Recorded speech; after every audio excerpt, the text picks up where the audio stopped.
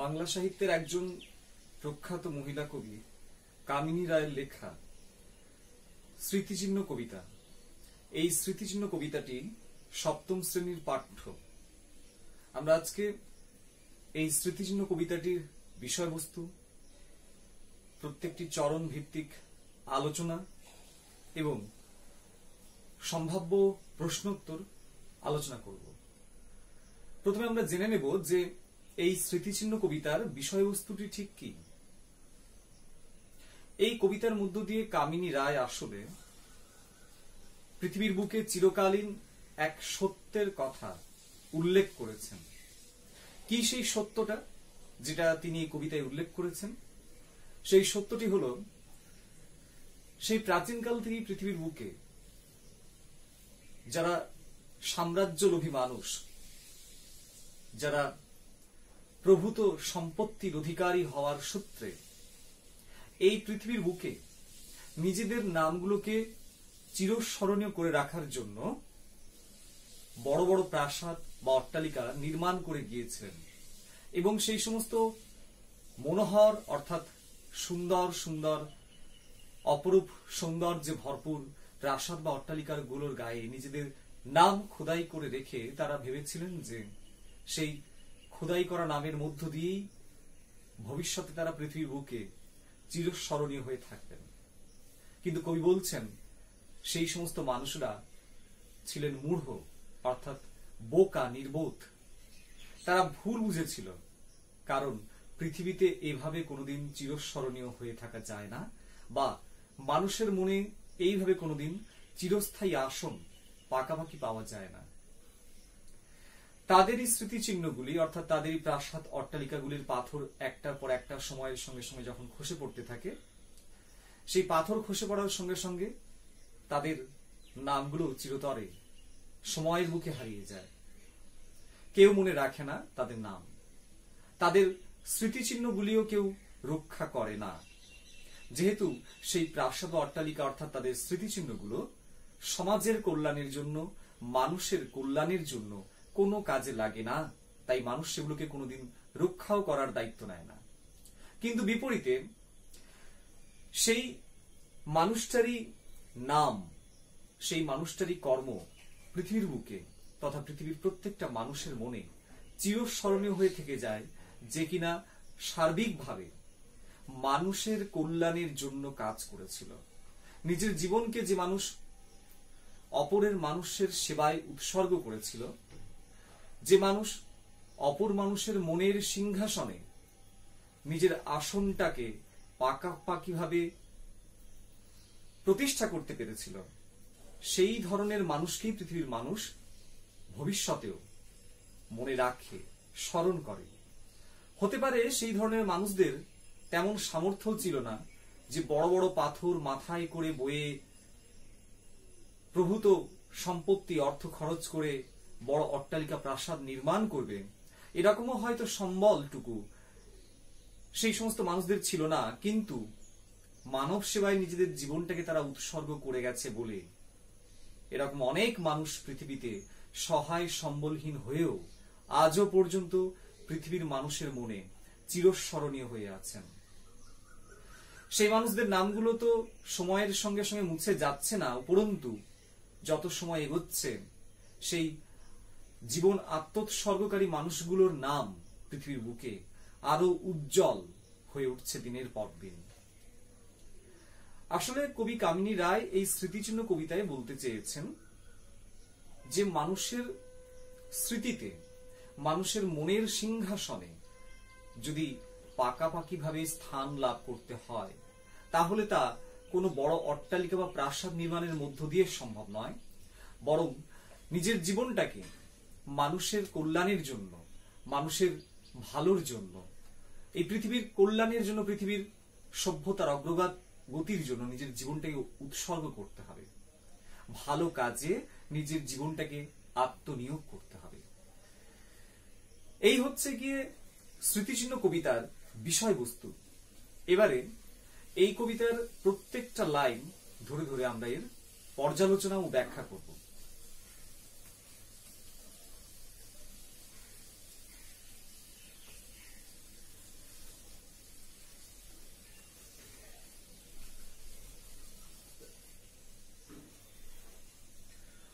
ওরা ভেবেছিল মনে আপনার নাম মনোহর হর্মরূপে বিশাল অক্ষরে ইষ্টক প্রস্তরে রুচি চিরদিন তরে রেখে যাবে। প্রথম প্রশ্ন আমাদের যে ওরা ভেবেছিল মনে, এই ওরা কারা? তাহলে আমরা এখান থেকেই শুরু করতে পারি আমাদের আলোচনা।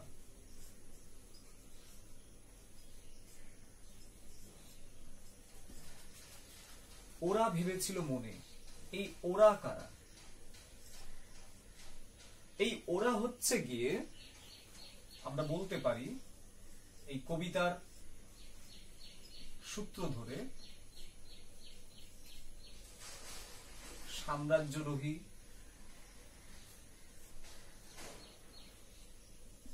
বিত্তশালী যে সমস্ত মানুষরা, বিত্তশালী মানে প্রচুর অর্থ সম্পত্তি রয়েছে, প্রচুর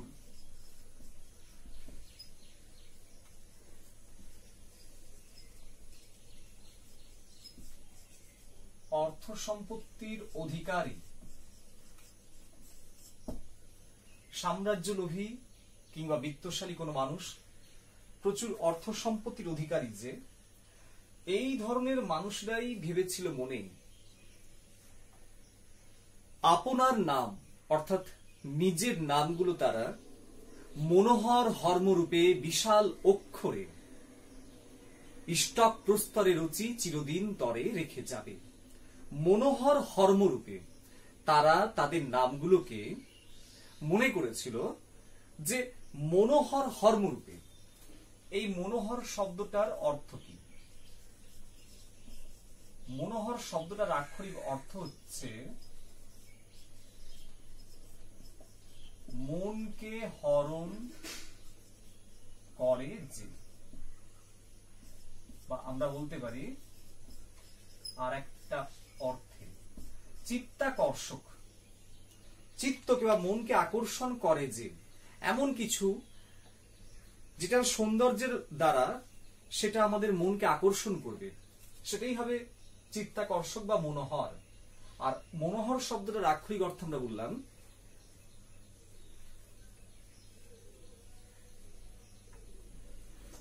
মনকে হরণ করে যে, মনোহর। মনোহর হর্মরূপে, হর্ম মানে কি?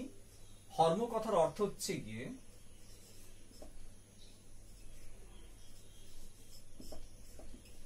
প্রাসাদ বা অট্টালিকা। বড় প্রাসাদ বা অট্টালিকা, সুন্দর মনোহর বা চিত্তাকর্ষক প্রাসাদ বা অট্টালিকার মধ্য দিয়ে, এই চিত্তাকর্ষক বা মনোহর প্রাসাদ অট্টালিকা নির্মাণ করে তাতে সেই প্রাসাদের গায়ে বিশাল অক্ষরে ইষ্টক প্রস্তরে রুচি চিরদিন তরে। ইষ্টক প্রস্তরে অর্থাৎ ইটের পাথরে, ইটে কিংবা পাথরে, ইষ্টক প্রস্তরে ইটে পাথরে রুচি চিরদিন তরে। রুচি মানে রচনা করে, অসমাপিকা ক্রিয়া এটি একটি। রুচি চিরদিন তরে অর্থাৎ এই বিশাল বিশাল অট্টালিকা বা প্রাসাদের গায়ে চিরদিনের জন্য ইটে পাথরে নিজেদের নামগুলোকে বিশাল বিশাল অক্ষরে খোদাই করে এই মানুষগুলো রেখে যাবে। কিন্তু কবি বলছেন মূঢ় ওরা ব্যর্থ মনস্কাম। স্পষ্টতই কবি কামিনী রায় এই সমস্ত মানুষদের উদ্দেশ্যে বলছেন যে ওরা মূঢ়। প্রথমত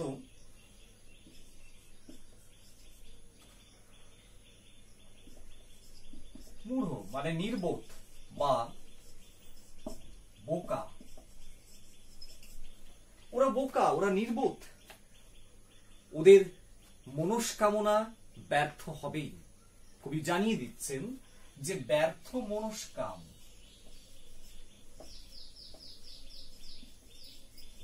এই মনস্কাম মানে হচ্ছে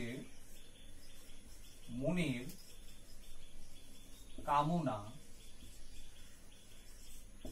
বা ইচ্ছা, ওদের যে মনের ইচ্ছা বা মনের কামনা, সেটি হচ্ছে গিয়ে যে বড় বড় প্রাসাদের গায়ে ইটে পাথরে নিজেদের নামগুলোকে খোদাই করে ওরা ভেবেছিল চিরদিনের জন্য ওরা রেখে যাবে, নিজেদেরকে স্মরণীয় করে রাখবে এই নাম খোদাইয়ের মধ্য দিয়ে।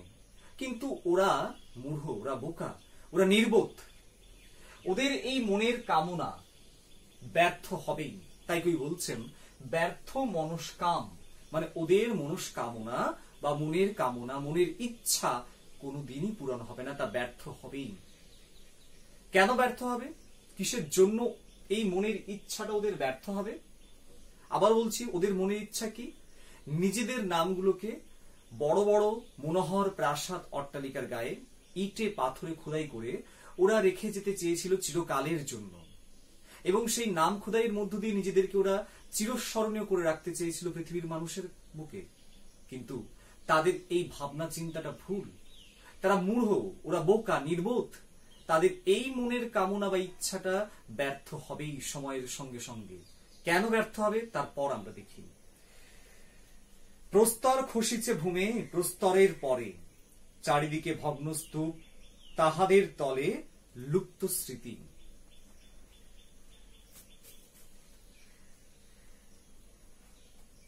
প্রস্তর খসিছে ভূমে প্রস্তরের পরে। আমরা জানি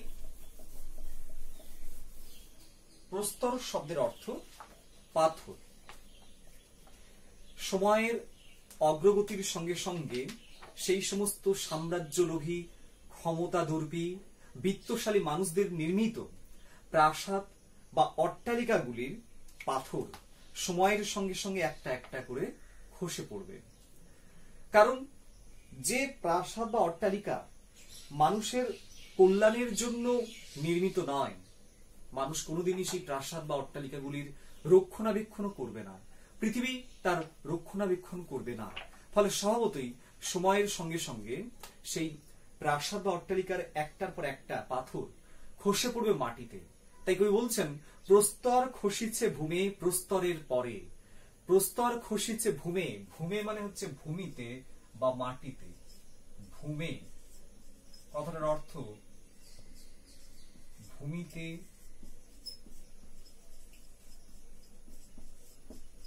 বা মাটিতে। আর এরকম একটা অ্যাপোস্ট্রফি দিয়ে লেখা আছে পরে, এর অর্থ হচ্ছে উপরে।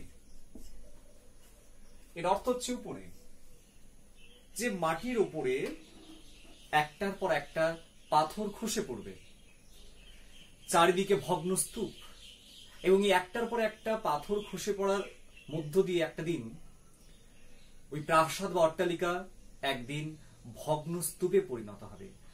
ভগ্নস্তূপে পরিণত হবে। প্রত্যেকটা পাথর খসে পড়তে পড়তে একদিন সেই প্রাসাদ বা অট্টালিকা পৃথিবীর বুকে ভগ্নস্তূপে পরিণত হবে। তাহাদের তলে, সেই ভগ্নস্তূপেরই তলায়, একটার পর একটা খসে পড়া পাথরের তলায় লুপ্ত স্মৃতি।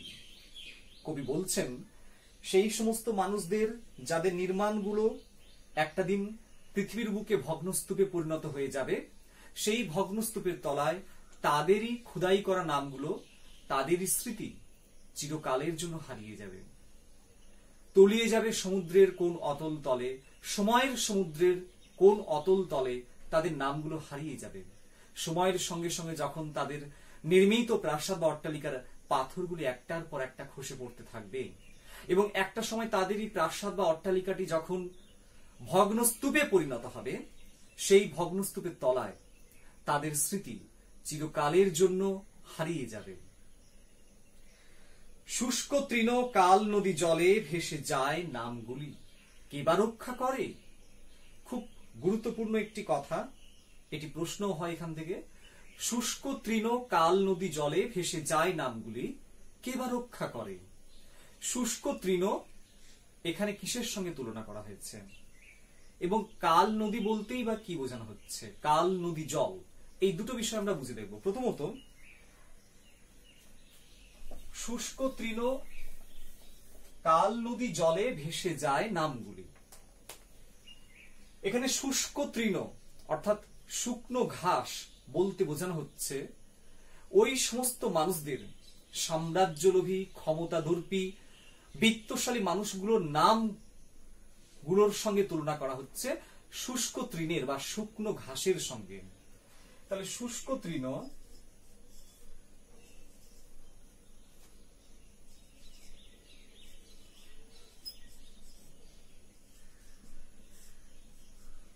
এখানে হচ্ছে সেই সমস্ত মানুষদের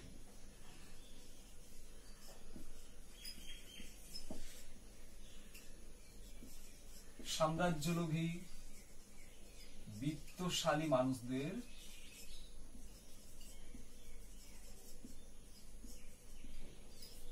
নামগুলি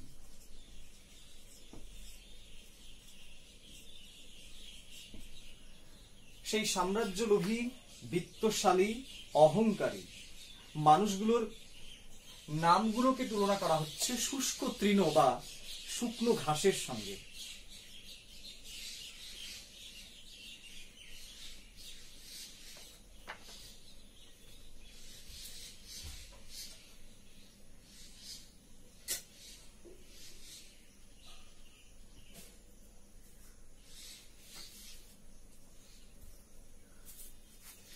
শুকনো ঘাস বা শুষ্ক তৃণ যেমন নদীর জলে পড়লে খুব দ্রুতই এবং নিমেষের মধ্যে নদীর জলের স্রোতে তা ভেসে কোথায় নদীর জলের তলায় চলে যায়, খুঁজে পাওয়া যায় না, তেমনি এই মানুষগুলোর নামও সময়ের সঙ্গে সঙ্গে পৃথিবীর বুক থেকে একদিন হারিয়ে যায়, আর খুঁজে পাওয়া যায় না।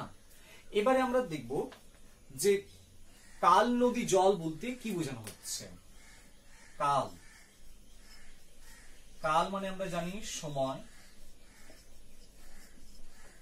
এখানে সময়কে বা কালকে নদীর জলের সঙ্গে তুলনা করা হচ্ছে। কাল বা সময়কে নদীর জলের সঙ্গে তুলনা করা হচ্ছে। বিষয়টা খুব ভালো করে বুঝবে। সময় যেরকম এগিয়ে চলে, বয়ে চলে, তাকে আটকানো যায় না, থামানো যায় না, তেমনি নদীর জল সময়ের মতোই বা কালের মতোই ঠিক বয়ে চলে আপন গতিতে, তাকে থামানো যায় না। তাই এখানে কাল নদী জল অর্থাৎ সময়কে নদীর জলের সঙ্গে তুলনা করা হয়েছে।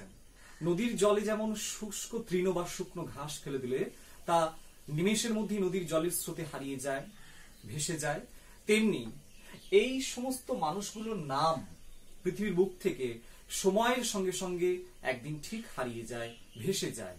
তাদের নামগুলোকে বা তাদের স্মৃতিচিহ্নগুলোকে কেউ ধরে রাখতে পারে না, রক্ষাও করে না। তাই বলছেন কবি, কে বা রক্ষা করে? যে কে রক্ষা করে এই সমস্ত মানুষদের স্মৃতিচিহ্নগুলোকে কিংবা এই সমস্ত মানুষদের নামগুলোকে? কেউ রক্ষা করে না পৃথিবীতে। সময়ের স্রোতে তাদের নামগুলো, তাদের স্মৃতিচিহ্নগুলো ঠিক ভেসে যায়, হারিয়ে যায় পৃথিবীর বুক থেকে। কিন্তু এরপরে কবি যে কথাগুলো বলছেন সম্পূর্ণ ভিন্ন, আলাদা কথা। তাহলে কাদের নাম এই পৃথিবীতে চিরস্মরণীয় হয়ে থাকে? সময়ের স্রোতে কোন মানুষদের নামগুলো পৃথিবীর বুক থেকে কোনোদিনই মুছে যায় না, কিংবা কোন মানুষদের, কোন ধরনের মানুষদের নামগুলো পৃথিবীর মানুষদের মন থেকে কোনোদিন মুছে যায় না, বরং মানুষের মনে চিরদিনের জন্য কাদের নাম চিরস্মরণীয় হয়ে থেকে যায়, সেই মানুষদের পরিচয় কবি এবারে এই কবিতায় দিচ্ছেন। কবি বলছেন, মানব হৃদয় ভূমি করি অধিকার।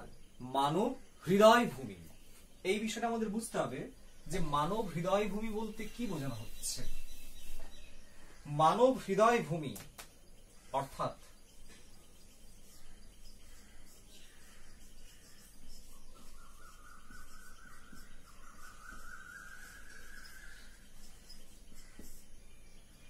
মানব হৃদয় ভূমি অর্থাৎ মানুষের হৃদয়কে ভূমির সঙ্গে বা মাটির সঙ্গে তুলনা করা হচ্ছে।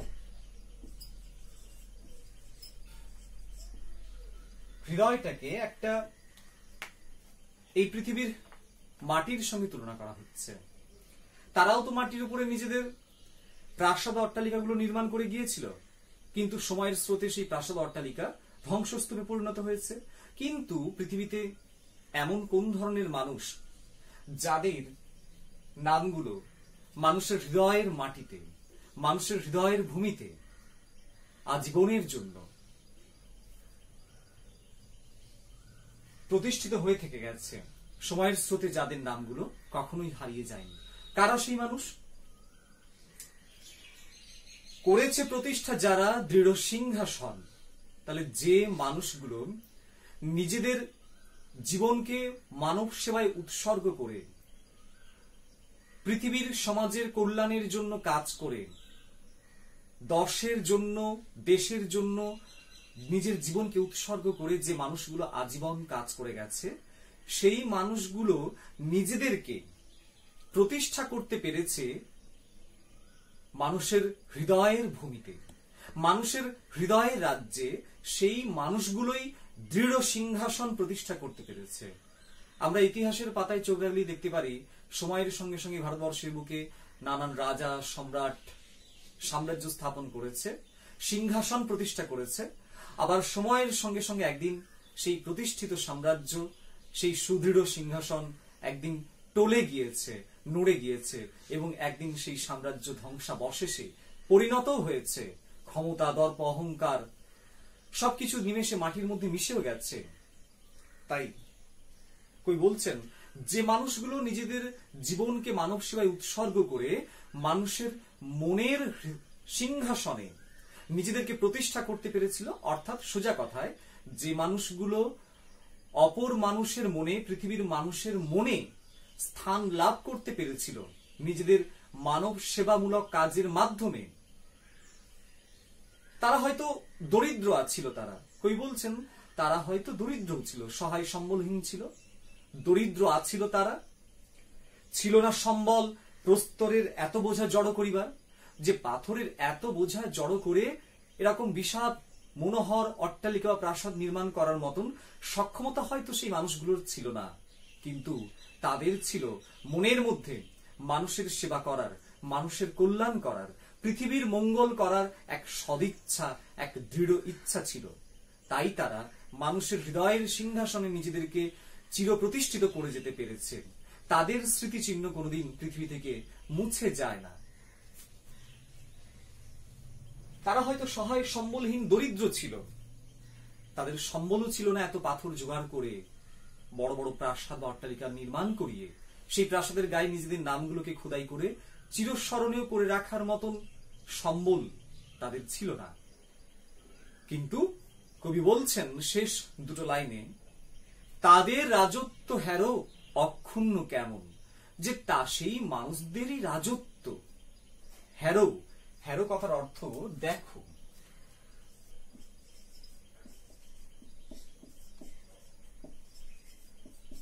যে দেখো সেই সমস্ত মানুষদেরই রাজত্ব কেমন অক্ষুণ্ণ রয়েছে, অক্ষুণ্ণ রয়েছে, অর্থাৎ কোনো ক্ষয় ঘটেনি, ধ্বংসও হয়নি, নিশ্চিহ্ন হয়ে যায়নি। ঠিক একই রকমই তাদের নামগুলো, তাদের স্মৃতিগুলো অক্ষুণ্ণ রয়েছে পৃথিবীর মানুষের বুকে। কাল স্রোতে ধৌত নাম নিত্য সমুজ্জ্বল। কাল স্রোত অবিরত তো বয়ে যাচ্ছে। কাল মানে সময়, সময়কে এখানে তুলনা করা হচ্ছে স্রোতের সঙ্গে।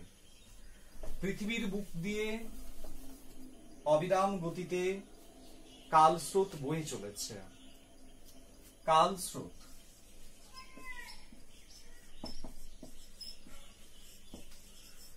মানে সময়কে এখানে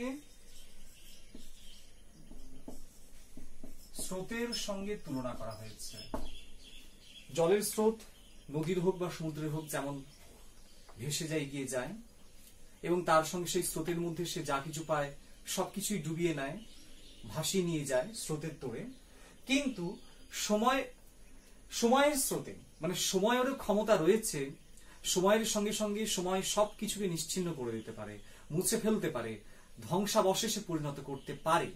কিন্তু সেই মানুষগুলোর নাম পৃথিবীর সময়ের স্রোতে কোনোদিন হারিয়ে যায়নি, যাবেও না, বরং সময়ের স্রোতে ধৌত হতে হতে, কাল স্রোতে ধৌত নাম, সেই মানুষগুলোর নাম সময়ের স্রোতে ধৌত হতে হতে, অর্থাৎ মুছে যাওয়ার পরিবর্তে, হারিয়ে যাওয়ার পরিবর্তে সেই মানুষগুলোর নাম বরং প্রতিদিন আরো নিত্য সমুজ্জ্বল, নিত্য মানে প্রতিদিন, প্রতিনিয়ত আরো উজ্জ্বল হয়ে উঠছে তাদের নাম। পৃথিবীর মানুষ সেই মানুষগুলোর নাম চর্চা করছে, স্মরণ করছে। আর এ কারণেই সেই মানুষগুলোর নাম পৃথিবীর বুক থেকে হারিয়ে যাওয়া তো দূরের কথা, বরং যতদিন যাচ্ছে মানুষ সেই মানুষগুলোর নাম স্মরণ করছে, চর্চা করছে, তাদের কর্মের জন্য, তাদের অবদানের জন্য, তাদের জীবনটাকে উৎসর্গ করার জন্য পৃথিবীর মানুষ সেই মানুষদের নামগুলোকে স্মরণ করে, সেই মানুষদের জীবনী চর্চা করে, নামগুলোকে তারা মনে রাখে। তাই তাদেরই নামগুলো সময়ের স্রোতে হারিয়ে তো যায় না, উল্টে নামগুলো দিনের পর দিন পৃথিবীর বুকে আরো উজ্জ্বল, আরো দৃঢ়ভাবে স্মরণীয় হয়ে ওঠে। এই হচ্ছে গিয়ে স্মৃতিচিহ্ন কবিতার বিষয়বস্তু।